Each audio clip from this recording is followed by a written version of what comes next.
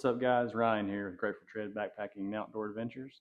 And today we're going to talk about how I pack my food for a trip.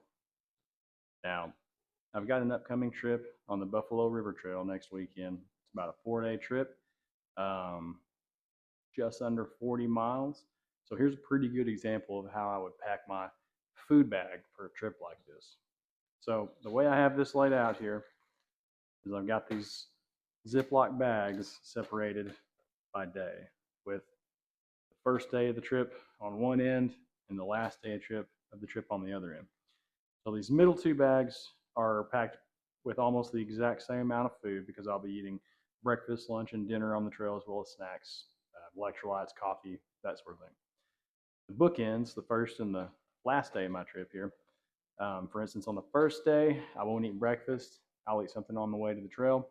And on the last day, I definitely won't eat dinner. There's a possibility I could eat lunch, so I typically pack a lunch just in case. So what I've done is I've taken one of my middle 2 days here and I've laid it out for you. So what you can see is I'll start things off with breakfast. I have found over the years that I prefer a quick, easy breakfast, a cold breakfast most of the time that I don't even have to heat up. And some sort of granola and fruit works pretty well for me. I've done things like Mountain House, the granola and blueberries is pretty good. The Peak Refuel, granola and strawberries and granola and berries is pretty good as well. I found this company here, Angry Pika, on Outdoor Vitals, and I don't know. I like them. They have more calories than some of the other brands that I was talking about just a second ago. So, for instance, this bag here is 650 calories. Real quick, throw some cold water in there, mix it up, and then just a handful of minutes, it's ready to eat. Super easy. Um, on a longer trip like this, especially in the wintertime, I'm trying to get miles in, and I'm fighting daylight. Out in the mountains, it's going to get dark, by 4:30. So, ideally you want to be looking for a campsite around 3:30, something like that at the latest. You're not hiking in the dark, and you can get set up and that sort of thing. So, with a longer trip like this, a lot of times I don't even cook a lunch. I prefer to do something like this Green Belly meal to go. It's just a high calorie meal bar. For instance, it's actually 2 bars inside it, but it's almost 700 calories. It's 695 calories, which is a lot. So this is going to be my go-to for lunch. I think I'm going to eat this every day, unless I eat lunch on the last day, which I'll just have another freeze-dried meal. So for dinner, I'm doing a Packet Gourmet Texas State Fair chili. This is absolutely delicious right here. Packet Gourmet, small company, smallish company, I suppose, out of Austin, Texas, and they make great stuff. So that'll be my dinner. And then for dessert, I don't know a ton about this company, but I do like their desserts. I've been eating them for a couple of years now, and they're pretty good. This is a cinnamon apple crisp, pretty tasty. So that's what I'll do for my 3 meals on the trail. In this bag here, I've also got my coffee for the morning. I've got my electrolytes, some elements here. I've probably got 3 or 4 of those a day. I've never tried these, but they're a high calorie snack. They're basically just some peanut butter balls with some, I think, pretzels inside, but it's a high calorie snack. When I'm trying to find snacks, I try to shoot for it. I learned this from Darwin on the Trail, super knowledgeable guy on YouTube. He's got a lot of better information than I do currently, but super cool guy. You should check out his channel. He always goes by the 100 calorie per ounce rule. So if you've got, when you look on the back of your package here, if 28 ounces or 28 grams is an ounce. So what I'm looking for is, if I'm looking at, for instance, these waffles here, 30 grams, so it's just under an ounce. It's 150 calories. Bam, passes the test. This is a pretty good snack to take. If you're taking foods that aren't quite as dense, then you're packing weight without the calories, if that makes sense. So, and you can get a little bit crazy with this. You don't have to be as meticulous as I am. This is just what I do. So, honey stingers. I've also found these little meal on the go bars here on REI. You can probably buy them elsewhere, but that's where I found them. and I like to eat these as a snack on the trail as well. Um, I've got some gummy bears here, pretty, self-explanatory. Same with some fruit snacks. I've got a 2-year-old, so I just, pulled these fruit snacks out of the pantry.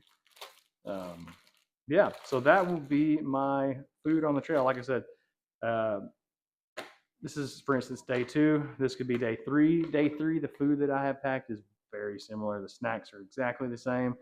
The breakfast is probably the same. The lunch is the same, but the dinner is probably a little bit different. And then, for instance, day 1, I don't have a breakfast packed. Day 2, I do not have a dinner packed. All right. Another thing I really like to do, especially in the wintertime, not so much when it's a little bit warmer out, is I like to get some chicken flavored bone broth.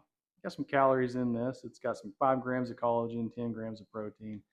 Um, let's see, 50 calories. So it's not real calorie dense, but I found this is pretty tasty, but the chicken flavor is not as quite as potent as I would like.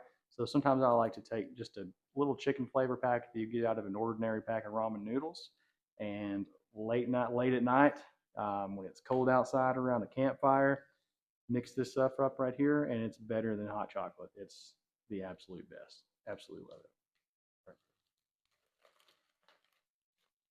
So now that I talked about how we planned each day, let's go ahead and talk about how I pack my food bag. So to start things off, I like to have a pretty good sized food bag. This is from Hilltop Packs. It's a Dyneema printed, customizable food bag. They do all kinds of really cool customized stuff. You should check them out. Great company, ran by great people. So that being said, this is a winter trip, so I like to use this little insulating pouch here whenever I'm heating up my food, for instance, at nighttime or in the morning when it's really cold. This is good for not losing any unwanted heat out of your pouch here. So I like to use this guy. I like to bring some little trash bags, keep up with my trash along the trail. Obviously a spoon, some sort of eating utensil. And then I also use a bear bag hanging kit from Hilltop Packs. So within this little pouch here is I've got some throwing cord that I use to throw over a limb. Got a little carabiner right here to help with the process. And all of this stuff is from Hilltop Packs.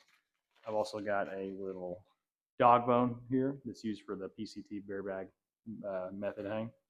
Works like a charm. Haven't had any issues with it so far. So I highly recommend that.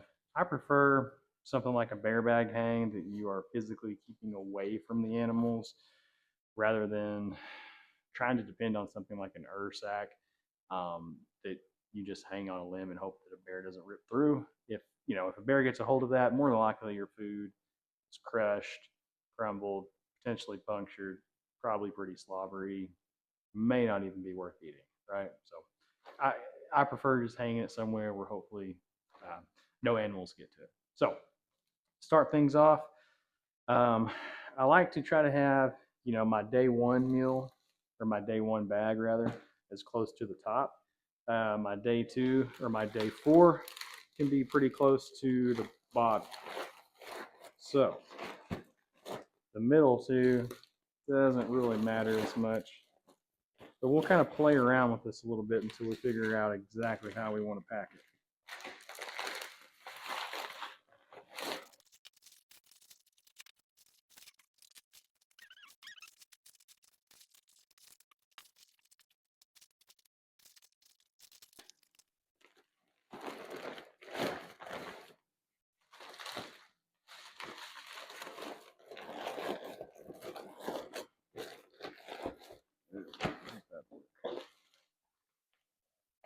Whew.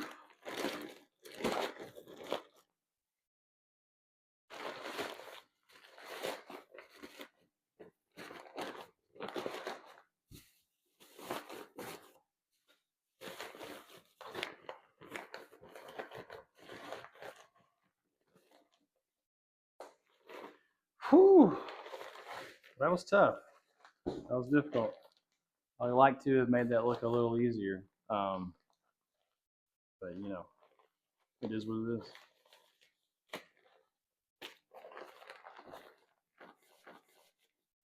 The good thing about this food bag is it gets smaller and smaller on the trail. All right, so there you have it. It's packed up, ready to go. This will be towards the middle or top of my pack when we go to pack it. And I'll probably show you guys how I'm going to pack my pack here in just a moment. Let's go ahead and just see what the damage is. Let's see how heavy this sucker is. Go ahead and put it on pounds.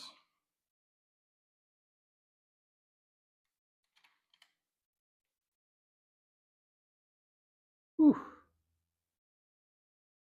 About an 8.4 pound food bag. Pretty heavy. So gotta hope that I hope we eat all this food. I think I will.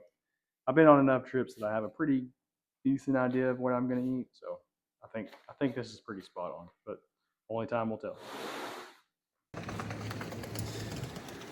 All right, so here's a little post-trail update from the video where I was packing my food and kind of showing you guys how I planned it all and everything like that. So I started out with about an 8.4 pound bag of food. This thing is basically empty, almost no snacks, definitely no meals. So it was a success in terms of not packing a whole bunch of extra food. So there you have it. So see you later, guys. See you later, guys. Thanks for watching, everyone. I hope you found this video helpful. Stay tuned for my next video where I'll spend 4 days backpacking the beautiful Buffalo River Trail from Boxley to Pruitt. So hit that like and subscribe button, and we'll see you out there on the trail.